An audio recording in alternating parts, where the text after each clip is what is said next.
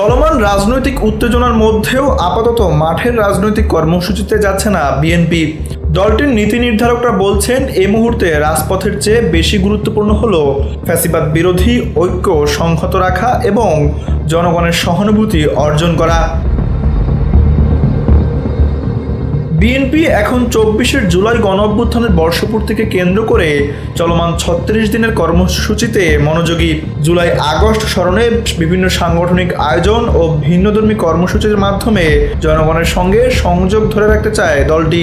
সর্বশেষ 6 আগস্ট ঢাকায় অনুষ্ঠিত হতে যাচ্ছে ছাত্র জনতার বিজয় মিছিল, যা স্মরণকালের বৃহত্তম জনসমাবেশ হিসেবে দেখতে চায় বিএনপি।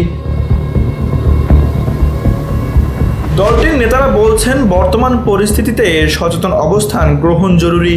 এর ধারাবাহিকতায় বিএনপি এখন সহানুভূতির ভাষা বেছে নিয়েছে। বিশেষ করে সাম্প্রতিক যুদ্ধবিমান বিধ্বস্ত ও আইন শৃঙ্খলার অবনতির ঘটনায় দলের কর্মসূচি স্থগিত করে শোক ও সংহতির বার্তা দিয়েছে তারেক রহমান। অন্তর্বর্তীকালীন সরকারের প্রধান উপদেষ্টা অধ্যাপক ডক্টর মোহাম্মদ ইউনূসের সঙ্গে বিএনপি ও জামায়াত সহ 17টি দলের শীর্ষ নেতার বৈঠকেও উঠে এসেছে ঐক্য ধরে রাখার বার্তা।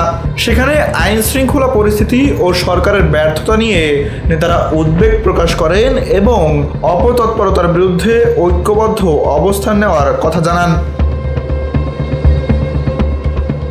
বিএনপি মনে করছে, সরকারে থাকা একটি মহল উদ্দেশ্যমূলকভাবে পরিস্থিতি উত্তপ্ত করে নির্বাচনের সময়সূচি প্রলম্বিত বা বানচাল করতে চায়। তাই সবকিছু বিবেচনায় নিয়ে এখনই মাঠে নামা নয়, বরং কৌশলী এবং পরিকল্পিত অগ্রসর হতে চায় বিএনপি। তানভীর আহমেদ, এনপিবি নিউজ।